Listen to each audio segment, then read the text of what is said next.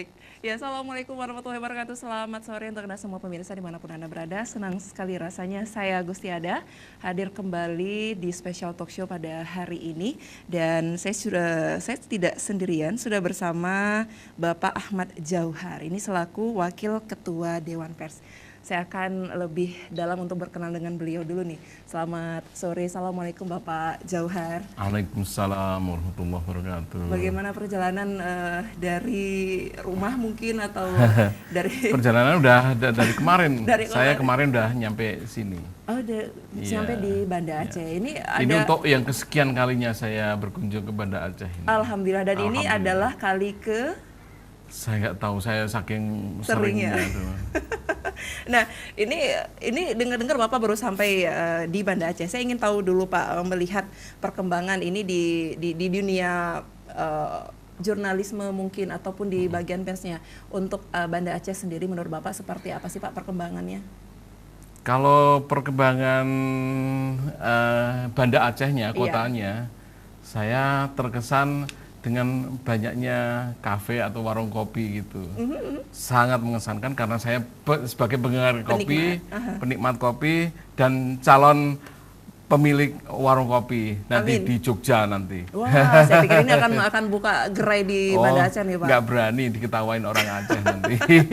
Baik, terima kasih banyak Bapak sudah hadir di Studio CTV. Kita juga akan membahas peran pers mendorong suksesnya pemilu 2019 ya Pak ya. Ya. Nah sebelumnya ya pemirsa, Dewan Pers ini adalah lembaga independen di Indonesia yang berfungsi untuk mengembangkan dan melindungi kehidupan pers di Indonesia. Nah ini melalui Undang-Undang Nomor 11 Tahun 1966 ya Pak ya, tentang ketentuan pokok pers. Akan tetapi Dewan Pers berfungsi sebagai penasehat pemerintah dan memiliki hubungan secara struktural dengan Departemen Penerangan. Bagaimana nih perkembangan Dewan Pers saat ini khususnya di Aceh nih Pak? Itu paradigma lama ya, sebagai Dewan Pers, sebagai penasehat pemerintah itu. Sekarang? Kalau pasca reformasi dengan adanya Undang-Undang Pers, itu disebutkan bahwa Dewan Pers sekarang independen. Independen. Nah, independen itu artinya berjarak dengan pemegang kekuasaan. Jadi pemerintah tidak bisa lagi mencampuri urusan pers, karena pengalaman selama Orde Baru, pemerintah begitu kuat mendominasi atau mencampuri urusan pers, sehingga dapat dikatakan ketika itu pers tidak independen.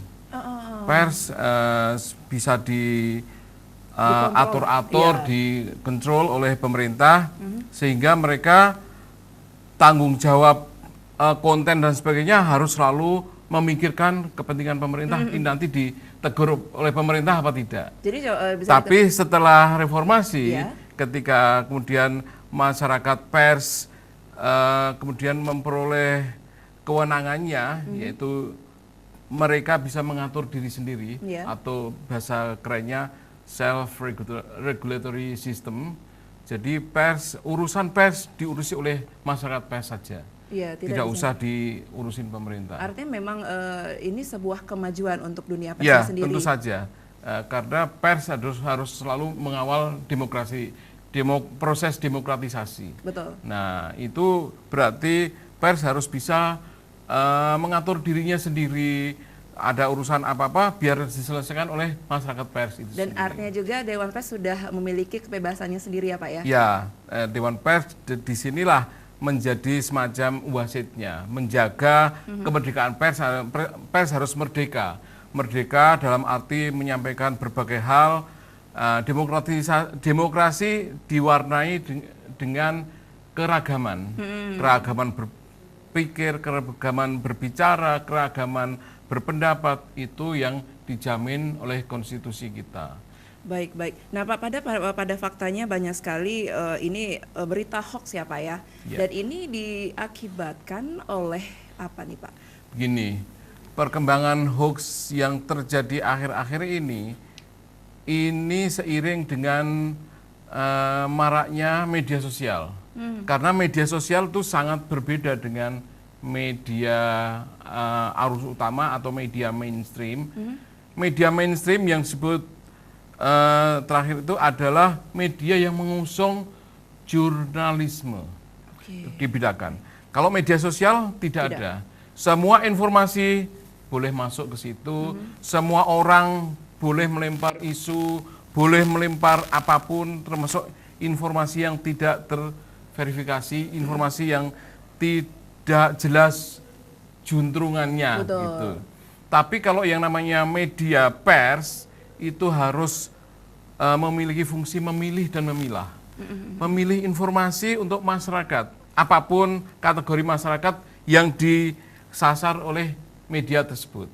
Nah, kemudian setelah memilih, kemudian memilah mana informasi yang benar-benar informasi yang dibutuhkan masyarakat, mana yang informasi yang sifatnya sampah begitu. Nah, inilah kemudian yang membedakan. Kalau yang dikelola oleh media, informasi yang disajikan media, kemudian ada yang namanya proses jurnalistik tadi, itu dilengkapi juga dengan kode etik jurnalistik dan sebagainya. Semua informasi yang disajikan tentu saja setelah dipilih dan dipilah, dia kemudian ada proses konfirmasi untuk menguji kebenarannya. Informasi ini benar enggak? Bermanfaat bagi masyarakat atau tidak? Kalau informasi itu tidak bermanfaat, ya buang saja di ini. Kalau pers yang benar, saya kira seorang jurnalis yang sudah memiliki kapasitas atau kompetensi sebagai wartawan, dia tentu saja akan memilih informasi itu informasi yang benar, informasi yang bermanfaat, informasi yang terkonfirmasi kepada pembaca. Jadi artinya tidak langsung menerima kemudian memuntahkan begitu saja, tidak. Harus memang disaring melalui filternya sendiri ya Pak ya? Melalui mekanisme tersendiri, logika, akal sehat dan sebagainya. Oke, berbicara tentang kode etik nih Pak, banyak sekali di sosmed tadi yang Bapak sebutkan, ini wartawan-wartawan palsu ini bermunculan nih Pak, yang mengatasnamakan saya wartawan, padahal sebenarnya bukan. Untuk kode etiknya sendiri seperti blur gambar. Nah, ini juga ditentukan dalam undang-undang, Pak? Iya, ada. Ada diatur di Undang-Undang Pers, Undang-Undang Nomor 40 tahun 99. Oke, baik. Jika tidak mematuhi kode etik tersebut ini, apakah si wartawan ataupun jurnalisnya ini sendiri akan mendapatkan sanksi? Sebenarnya sanksi secara secara hukum gitu tidak, tapi sanksinya sanksi normatif, sanksi etik sebenarnya lebih pada, karena Dewan Pers yang diperjuangkan adalah rezim etik. Jadi menurut etika ini melanggar etik atau tidak? Nah, sebenarnya itu. Nah, makanya kalau wartawan yang ini harus selalu ingat kaidah apa sih dalam kode etik, bahwa memberitakannya harus dengan itikat yang baik. Betul sekali. Harus berita yang benar-benar terkonfirmasi, harus bermanfaat, harus bermartabat, tidak sampah-sampah diungkapkan ke masyarakat dan sebagainya. Kadang gilirannya informasi yang disampaikan oleh media yang mengusung jurnalisme tadi, media yang benar-benar sudah terpilih dan terpilah dan juga bermanfaat bagi masyarakat. Baik. Gitu. Terima kasih Pak. Kita sambil silahkan minum dulu ya Pak ya. Dan pemirsa, kami akan segera kembali sesaat lagi, tetap di Spesial Program.